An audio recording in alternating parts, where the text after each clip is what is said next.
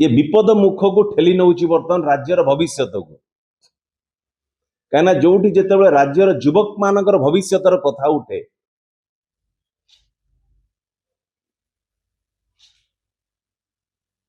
या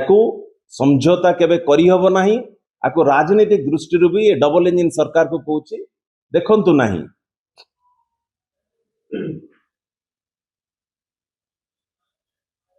MOU signing is not investment.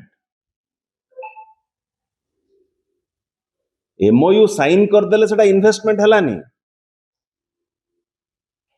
Ribbon काटी दबा सेटा इन्वेस्टमेंट हला नाही ग्राउंड रे एग्जीक्यूशन हबाटा होची इन्वेस्टमेंट मान्यवर मोहन माझी कहिबे कि आज पर्यंत केते कोटी टंकार इन्वेस्टमेंट आज ग्राउंडिंग करिसेंती